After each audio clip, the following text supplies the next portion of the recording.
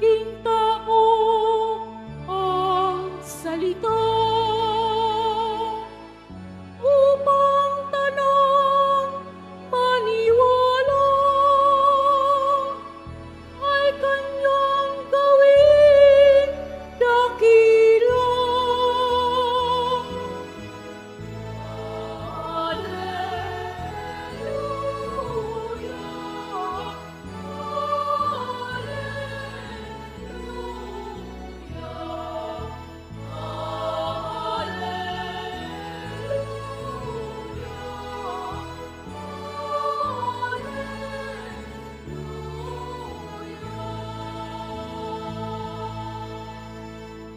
Sumainyo ang Panginoon. At sumayo rin. Ang mabuting balita ng Panginoon ayon kay San Lucas. Papuri sa iyo, Panginoon.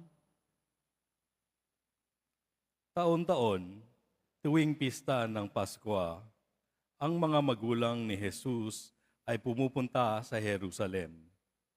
At nang 12 taon na siya, pumaroon sila gaya ng dati nilang ginagawa. Pagkatapos ng pista, sila'y umuwi na. Nagpaiwan si Jesus sa Jerusalem, ngunit hindi ito napansin ng kanyang mga magulang. Sa pag-aakala ng isa na si Jesus ay kasama ng isa, nagpatuloy sila sa maghapong paglalakbay. Nang malaman nilang hindi siya kasama, siya ay hinanap nila sa kanilang mga kamag-anak at kakilala. Hindi nila siya matagpuan, kaya't bumalik sila sa Jerusalem upang doon hanapin. At nang 3 araw, natagpuan nila si Jesus sa loob ng templo, nakaupong kasama ng mga guro. Nakikinig siya sa kanila at nagtatanong, at ang lahat ng nakarinig sa kanya ay namangha sa kanyang katalinuhan. Nagtaka rin ang kanyang mga magulang nang siya'y makita. Sinabi ng kanyang ina, "Anak, bakit naman ganyan ang ginawa mo sa amin? Balisang-balisa na kami ng iyong ama sa paghahanap sa iyo." Sumagot siya, "Bakit po ninyo ako hinahanap? Hindi ba ninyo alam na ako'y dapat na nasa bahay ng aking ama?" Ngunit hindi nila naunawaan ang pananalitang ito. Siya ay umuwing kasama nila sa Nazaret at naging masunuring anak. Ang lahat ng bagay na ito ay iningatan ng kanyang ina sa kanyang puso. Patuloy na lumaki si Jesus. Umunlad ang kanyang karunungan at lalong kinalugdan ng Diyos at ng mga tao. Ang mabuting balita ng Panginoon. Pinupuri ka namin, Panginoong Heso Kristo. Magsiupo ang lahat.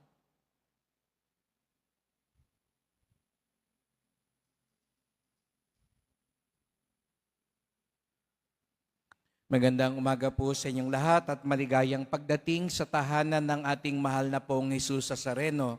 Pinagdarasal din natin ang mga kasama natin online, lalo na po mga may sakit, nag-aalaga sa may sakit at mga kababayan, kadeboto natin mula sa iba't ibang panig ng bansa, daigdig, na nais sumama sa banal na misa dito sa ating sa Quiapo, sa Basilica Minor at Pambansang Dambana ni Jesus Nazareno. Araw ng linggo, araw ng Diyos, araw ng simbahan. At sa araw na ito, ipinagdiriwang din natin ang dakilang kapistahan ng Santo Niño, ang Batang Jesus Nazareno.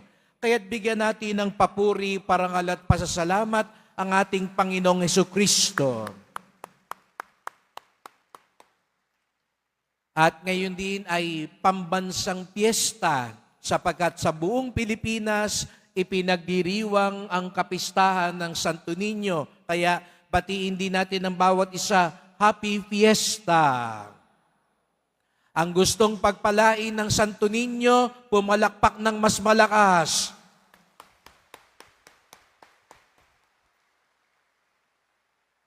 At napakaganda nga po na sa taong ito, ang dalawang kapistahang malapit sa puso ng bawat Pilipino ay tunay nating ipinagdiriwang.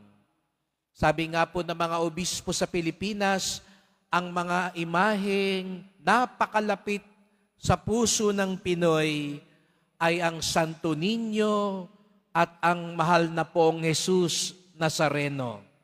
Kaya't nakakatuwa na sa taong ito, alam natin, ang pista ng Santo Niño ay lagi na nating ipinagdiriwang at ipinagkaloob sa atin sa biyayang ito, itong simula sa taong ito, 2025, ang pista rin ng Nazareno, katulad ng Santo Niño, ay pambansang pista, sapagkat malapit sa atin ang mga imaheng larawang ito, sapagkat ang mga imaheng ito ay nagpapaalala sa atin ng dakilang pag-ibig ni Jesus sa atin. Ang mga larawang ito ay nagtuturo sa atin ng malalim na pakikiisa ni Jesus sa bawat isa sa atin. Alam natin sa poong Nazareno, ang imahe ni Jesus na nagpapasa ng krus, na nagdurusa, ay nagpapahayag sa atin ng kanyang pakikiisa, lalo na sa panahon ng ating pagdurusa. Kaya nga't malapit siya sa puso natin. Lahat tayong may mga pinagdadaanan, lahat tayong may mga krus sa buhay, kitang-kita natin ang sarili natin sa poong Nazareno. Sa ganitong diwa din, kapag nakikita natin ng batang si Jesus, ang banal na sanggol, nakikita din natin ang pakikipag-isa ng Diyos sa atin. Naging bata ang Diyos. Sa Nazareno, nakita natin naghirap ang Diyos. Sa Santo Niño naman, nakita natin naging bata ang Diyos. Siguro sa atin, nasanay na tayo sa larawan ng Santo Niño, parang baliwala sa atin na iyon. Ngunit katulad ng naghirap ang Diyos, parang ang Diyos na pinakamakapangyarihan sa lahat, maging bata, ay parang isang napakalaking kalokohan. Makapangyarihan ka na eh. Ikaw na ang niluluwalhati ng lahat, naging bata ka pa. Kung sabihin natin, naging presidente ka na eh. Papayag ka bang maging kagawad na lang o barangay tanod? Kaya nga 'di ba sa atin halos magpatayan, wag lang mawala sa pwesto. Nagpapataasan ng pwesto. Ayaw bitawan ng pwesto.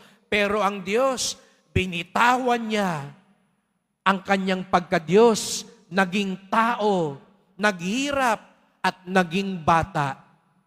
Napakagandang aral sa atin. Sa mundong ito, nag-uunahan pataas. Nag-uunahan, wag magbitaw sa kapangyarihan. Pero ang tunay na dakila, katulad ni Jesus Nazareno, katulad ng batang Jesus Nazareno, kayang-kaya niyang bitawan ng lahat sa ngalan ng pag-ibig. Ngayon baligtad, nag-aaway sila sa ngalan daw ng pag-ibig sa atin. Mahal na mahal daw tayo, kaya nag-aaway sila sa pwesto. Biruin niyo yun. Tayo ang pinag-aawayan nila. Totoo kaya yun? Mahal na mahal nila ang bayan, ayaw bumaba. Samantalang ang Diyos, mahal na mahal tayo, bumaba siya. Kaya ang tunay na nagmamahal, nagpapakababa. Kayang bitawan ng lahat. Yan ang ipinapakita sa atin ng Santo Niño. Yan ang pinapakita sa atin ni Jesus Nazareno. Dahil likas sa Kanya, mula sa Kanyang pagkabata hanggang sa krus, nakiisa siya sa atin. Kaya binitawan niya ang lahat. Kaya nga sabi sa ikalawang pagbasa, tayong lahat pinagpala kung tayo'y nakikiisa kay Kristo Jesus. Si Kristo Jesus nakiisa na sa atin. Ngayon ang tanong, tayo ba nakikiisa kay Kristo Jesus? Kanina tinanong ko sa inyo, sino ang gustong pagpalain? Ang gustong pagpalain, wag lang pumalakpak ng mas malakas. Ang gustong pagpalain, matutong magpakababa. Ano yung kailangan nating bitawan? Ano yung kailangan nating ibaba? Wag lang natin silang tignan. Kung ayaw nilang bumaba, tayo dapat matutong magpakababa. Kung sa labas, nag-uunahan pataasan, tayo mag-unahan magpakababa katulad ng Panginoon. Naging bata si Jesus upang makiisa sa atin. Makiisa din tayo sa Kanya. Ngunit mga kapatid, hindi na natiling bata si Jesus. Kitang-kita natin yan. Hindi lang siya naging Santo Niño, naging Jesus Nazareno siya. Opo, ang Diyos hindi na natiling bata. Iba sa ating gusto habang buhay bata. Kaya kung ano-anong ginagawa para magmukhang bata, batak ng batak, kulay ng kulay. Kung ano-ano sinusuot, 80 anyos ka na, ang suot mo pang teenager pa rin. Dahil gusto natin magmukhang bata. Tandaan nyo, si Jesus hindi nanatiling bata, pero nanatiling anak ng Ama. Yun daw ang mahalaga. Kaya pala parang bata pa rin si Jesus dahil nanatili siyang anak ng Ama. Nanatili siyang masunurin sa kalooban ng Ama. Kaya nga sa Ebanghelyo ngayon, nung hinahanap siya, saan siya natagpuan? Sa templo, sa simbahan. Anong sabi ni Jesus? Sapagkat dapat nandito ako sa tahanan ng Ama. Tumanda si Jesus, pero nanatili siyang anak ng Ama. Minsan di ba tayo, pag tumatanda na tayo, parang nakakalimutan na natin, anak tayo ng magulang natin. Kasi tayo nang nagagalit sa kanila. Palibasa, ikaw nang nagpapakain sa kanila. Ikaw na ngayon nagbibigay sa kanila. Nakakalimutan mo, anak ka pa rin nila. Ikaw na ngayon nang bubulyaw. Ikaw na minsan nang nananakit. Ikaw na ang nanunumbat. Palibasa, mas malakas ka na ngayon. Palibasa, kumikita ka na ngayon. Tandaan natin, si Jesus, hindi na natiling bata, pero nanatiling anak ng Ama. Kaya nga't hanggang sa huli, wala siyang ibang bukang bibig, kundi, Ama ko, Ama ko.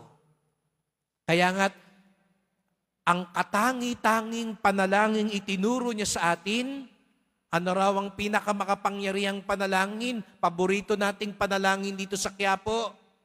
Pag kinanta na ito, humuhupa na yung mga namamanata, lalo na yung mga magugulo sa prosesyon. Kumanta ka ng Ama namin, hihinto na silang lahat. Tataas na ang kamay. Sapagkat ito, ang dakilang panalangin ni Jesus Nazareno. Ano raw yun? Ama namin. Sambahin ang ngalan mo, sundin ang loob mo dito sa lupa para nang sa langit. Mga kapatid, manatili tayong anak ng Diyos. Manatili kang anak ng magulang mo. Pero higit sa lahat, manatili tayong masunurin. Kaya nga't nung nasa krus na si Jesus Nazareno, ano ang kanyang hiyaw? Ama ko, sa iyong mga kamay, inihahabilin ko ang aking kaluluwa. Sapagkat walang ibang kasiyahan si Jesus Nazareno kung hindi sundin ang kalooban ng Ama. Ang tunay na deboto, masunurin. Ang tunay na alagad ni Jesus Nazareno, masunurin. Sapagkat nananatili siyang anak ng Diyos, katulad ni Jesus. Kaya't sa pagpapatuloy ng misang ito, sama-sama po tayong magdasal. Mahal na pong Jesus Nazareno, salamat po. Nagkatawang tao kayo, naging bata kayo, upang patunayan ang iyong pakikiisa sa amin. Nakiisa ka sa aming kahinaan.